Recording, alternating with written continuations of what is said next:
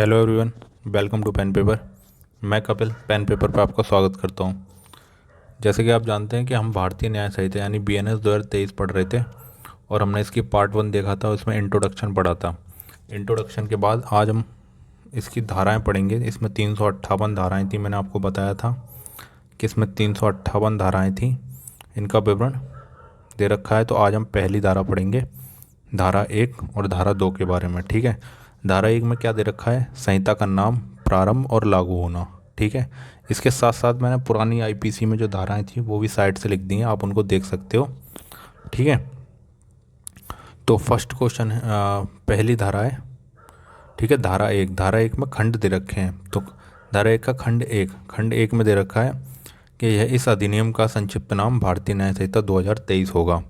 ठीक है, खंड 2 में दे रखा है यह उस तारीख से प्रबद्ध होगा जब राजपत्र में अधिसूचना द्वारा नियत करें। ठीक है, खंड 3 में दे रखा है प्रत्येक व्यक्ति इस संहिता के उपबंधों के प्रतिकूल हर कार्य या लोप के लिए जिसका वह भारत में दोषी होगा इस संहिता के अधीन ही दोषी माना जाएगा, अन्यथा दोषी नहीं माना जाएगा। ठीक है, खंड 4 में दे रखा है कि भारत से परे किए गए किसी अपराध के लिए जो व्यक्ति भारत में तत्समय प्रवर्तित किसी विधि के अनुसार विचारणे का पात्र हो, भारत से परे किए गए किसी कार्य के लिए उसे इस संहिता के उपबंधों के अनुसार, अभी हम उपबंध देखेंगे कौन कौन से हैं, उपबंधों के अनुसार ऐसा बरता जाएगा जैसे उसने भारत में ही ये कार्य किया है। ठीक है, यानी अगर कोई व्यक्ति भारत से बाहर कार्य करता है, कोई ऐसा जुर्म करता है जो भारत में गुनाह है, तो उसे भी उसे इस भारतीय न्याय संहिता के अनुसार दंडित किया जा सकता है। ठीक है,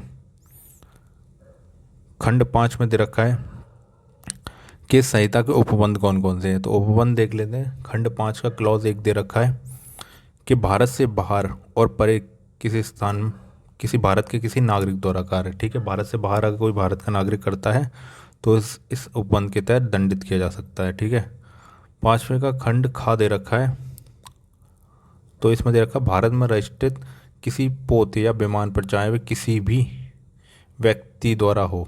ठीक है, अगर कोई भारत में रजिस्टर्ड पोत या जहाज़ है, तो अगर कोई व्यक्ति उसे उस पर कोई भी जुर्म करता है तो इसके अंदर दंडित किया जा सकता है उसे। ठीक है, 5 का खंड 5 में गा पॉइंट है कि भारत में अवस्थित किसी कंप्यूटर संसाधन को लक्ष्य बनाकर भारत से बाहर या परे किसी स्थान पर व्यक्ति द्वारा किए गए किसी अपराध पर लागू होता है। ठीक है, यानी भारत के कंप्यूटर संसाधनों को टारगेट करके कोई काम किया जाता है तो भी इस उपबंध के तहत दंडित किया जा सकता है। ठीक है,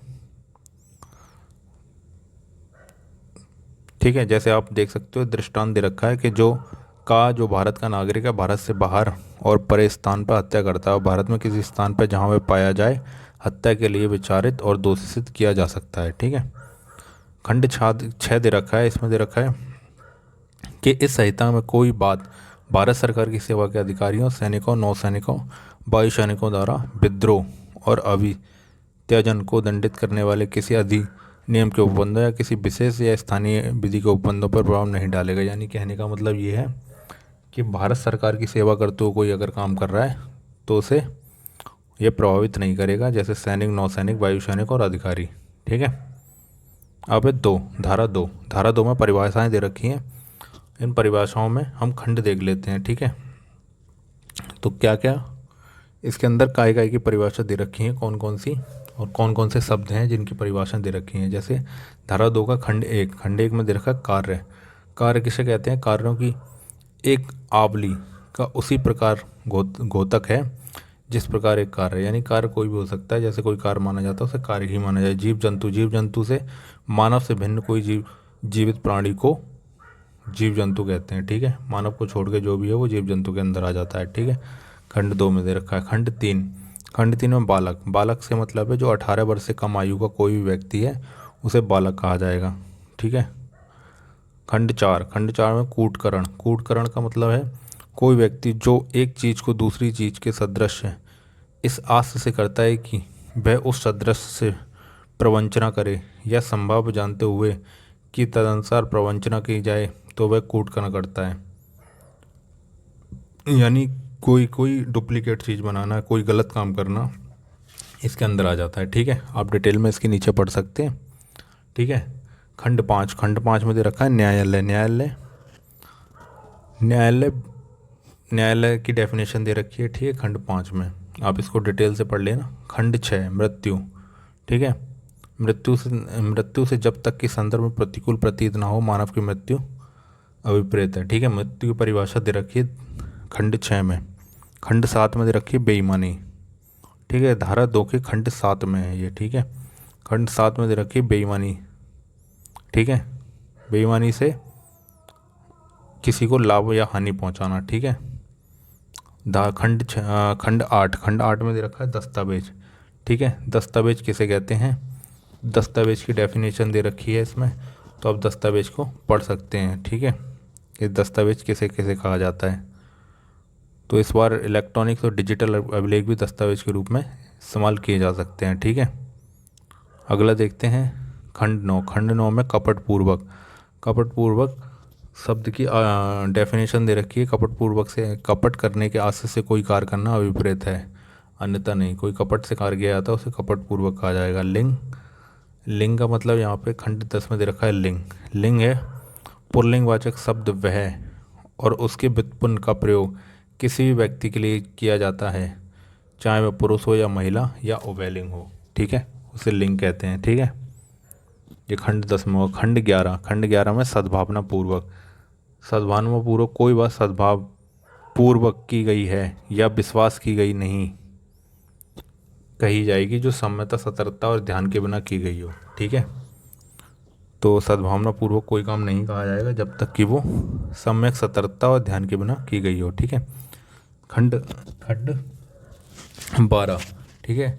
2 का 12 है। 12 में दे रखा है सरकार से कोई केंद्रीय सरकार या कोई राज्य सरकार से अभिप्रेत। तो सरकार की परिभाषा दे रखी है खंड 12 में, ठीक है। 13 में दे रखा है संशय। संशय से क्या तात्पर्य है, ठीक है। संशय की परिभाषा दे रखी है 13 में। संशय इसके अंतर्गत किसी व्यक्ति को आश्रय, भोजन, पेय, धन, वस्त्र, आयुध, गोला बारूद या वाहन के साधन देना या, ठीक है, किन्हीं संसाधनों से चाहे वे उसी प्रकार के हों या नहीं जिस प्रकार के खंड प्रगणित हैं, किसी व्यक्ति की सहायता पकड़े जाने से बचने के लिए करना आता है, ठीक है। संशय का डेफिनेशन हो गई है। इसके बाद आता है खंड 14। खंड 14 में दे रखा है क्षति, ठीक है। क्षति से कोई अपहानि अभिप्रेत है जो किसी के शरीर, मन, ख्याति या संपत्ति को अवैध रूप से कारित करती हो, उसे क्षति कहते हैं, ठीक है। अगर किसी को शारीरिक रूप से, मन या ख्याति या संपत्ति को अवैध रूप से नुकसान पहुंचा उसे क्षति कहते हैं, ठीक है। धारा 2 की खंड 15।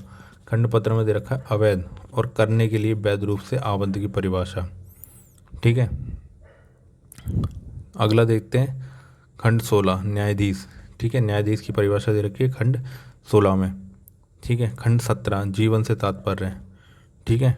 जीवन की परिभाषा दे रखी है खंड 17 में। खंड 18 में स्थानीय विधि। स्थानीय विधि। खंड 19 में पुरुष। पुरुष की परिभाषा, ठीक है। पुरुष से किसी भी आयु का मानव नर अभिप्रेत है। पुरुष किसे कहा जाएगा, किसी भी आयु का मानव नर पुरुष कहा जाएगा, ठीक है। खंड 20। खंड 20 में दे रखे हैं मास और वर्ष, यानी महीना और वर्ष, ठीक है। वर्ष की जो गणना करी जाएगी वो ग्रेगोरियन कैलेंडर के अनुसार ही की जानी है, ठीक है। इसके बाद आता है खंड 21। खंड 21 में देखिए जंगम संपत्ति, ठीक है। जंगम संपत्ति के अंतर्गत भूमि और वे चीज़ें जो भूबद्ध हों या भूबद्ध किसी चीज़ से स्थायी रूप से जकड़ी हुई हो, सिवाय प्रत्येक प्रकार की संपत्ति आती है। यानी इनको छोड़ के जो भूमि से जुड़ी हुई बिल्कुल पक्की हो उन्हें जंगम संपत्ति कहते हैं, इनको छोड़ के, ठीक है। अगला दे रखा है 22। खंड 22। खंड 22 में वचन की परिभाषा दे रखी है, ठीक है। खंड 23। खंड 23 में दे रखी है शपथ। शपथ से क्या तात्पर्य है, ठीक है। खंड 24। खंड 24 में अपराध की परिभाषा दे रखी है। खंड 25। खंड 25 में लोप दे रखा है। लोप। लोप की परिभाषा, लोपों की अवधि उसी प्रकार घोतक है जिस प्रकार एकल लोप, ठीक है। खंड 26। ये साथ के साथ आईपीसी में भी जो धारा चल रही है वो पुरानी आईपीसी में भी साथ के साथ लिखी हुई है, ठीक है। खंड 26। खंड 26 में व्यक्ति की परिभाषा। व्यक्ति के अंतर्गत कोई भी कंपनी या संगम या व्यक्ति निकाय, चाहे वह निगमित हो या नहीं, आता है, ठीक है। लोक, लोक के अंतर्गत कोई भी वर्ग या कोई भी समुदाय आता है, लोक कहलाता है। ठीक है। इसके बाद लोक सेवक बता रखा है, लोक सेवक की परिभाषा, कौन कौन लोक सेवक होते हैं। ठीक है। इसका को आप डिटेल से पढ़ सकते हो। ठीक है। इसको मैं टेलीग्राम चैनल पर डाल दूंगा, टेलीग्राम चैनल का डिस्क्रिप्शन बॉक्स में उसका लिंक दे दूंगा। ठीक है। आप उस टेलीग्राम चैनल से जुड़ के वहाँ से पीडीएफ डाउनलोड कर सकते हैं। ठीक है। अगला देखते हैं।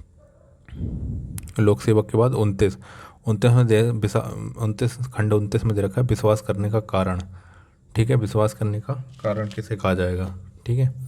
खंड 29 के बाद खंड 30 विशेष विधि, विशेष विधि। ठीक है। विशेष विधि की परिभाषा। खंड 31 में मूलवान प्रतिभूति। ठीक है। मूलवान प्रतिभूति।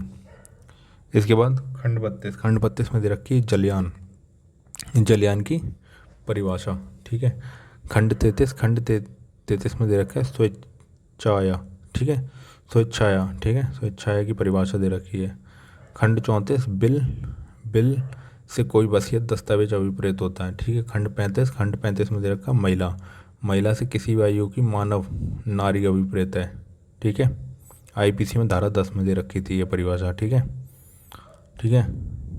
इसके बाद आता है खंड 36 में दे रखा है सदोष अभिलाभ, सदोष अभिलाभ की दोष सहित लाभ लेना। ठीक है। तो इसकी परिभाषा दे रखी है सदोष हानि। तो सदोष हानि से विधि विरुद्ध साधनों द्वारा ऐसी संपत्ति की हानि अभिप्रेत है जिसकी हानि उठाने वाला व्यक्ति वैध रूप से हकदार हो। ठीक है। उसे सदोष हानि कहते हैं। ठीक है। धारा 38 खंड 38 में दे रखे, धारा 2 के खंड 38 में दे रखा है सदोष अभिलाभ प्राप्त करना या सदोष हानि उठाना। ठीक है। इसके बारे में बता रखा है कोई व्यक्ति सदोष अभिलाभ प्राप्त करता है तब कहा जाता है कि वह व्यक्ति सदोष रखता है, और तब भी जबकि वह सदोष अर्जन करता है कोई व्यक्ति सदोष हानि उठाता है। यह तब कहा जाता है जब कि वह उस किसी संपत्ति से सदोष अलग रखा जाता है, और तब भी जबकि उसे उसकी संपत्ति से सदोष वंचित किया जा सकता है। ठीक है। यानी संपत्ति से जुड़ा हुआ हो या अलग हो तो भी उसे सदोष लाभ या हानि के अंदर रखा जाएगा। ठीक है। अब दे रहा खंड 39 में उन शब्दों और पदों के जो इसमें प्रयुक्त हैं और इस संहिता में परिभाषित नहीं है किंतु सूचना प्रौद्योगिकी अधिनियम 2000 और 2021 और भारतीय नागरिक सुरक्षा संहिता 23 में परिभाषित हैं वही अर्थ होंगे जो क्रमशः उस अधिनियम संहिता में उनके हैं। ठीक है। इसकी परिभाषा दे रखी है। अब इसके बाद आता है धारा 2 हमने पढ़ ली जिसमें परिभाषाएं दे रखी हैं, धारा 1 पढ़ ली। ठीक है। इसके बाद हम कल जो है धारा 3 पढ़ेंगे जिसमें साधारण स्पष्टीकरण की बात की गई है। साधारण स्पष्टीकरण क्या होता है, जो कि आईपीसी पुरानी आईपीसी में धारा 6 के अंतर्गत बताई गई है। ठीक है। धारा 1 और 2 मैंने आपको बता दी है, और आपको इसकी जो पीडीएफ चाहिए वो हमारे टेलीग्राम चैनल पेन पेपर पे आप जा सकते हैं, जो कि जिसकी लिंक मैं डिस्क्रिप्शन बॉक्स में दे दूँगा। और इसको आप अपने आने वाले, जैसे आपको पता है यूपीएसआई का पेपर आने वाला, उसमें भी इसी में से क्वेश्चन पूछे जाएंगे, और आईपीसी के क्वेश्चन यानी अब जो भारतीय न्याय संहिता है बीएनएस के क्वेश्चन अब आपके लगातार क्वेश्चनों में नहीं वाले 2023 बीएनएस 2023 से ही पूछे जाएंगे। ठीक है। तो इसको अपने दोस्तों में शेयर करें ताकि लोग ज़्यादा से ज़्यादा इस चीज़ का फ़ायदा उठा सकें। Thank you.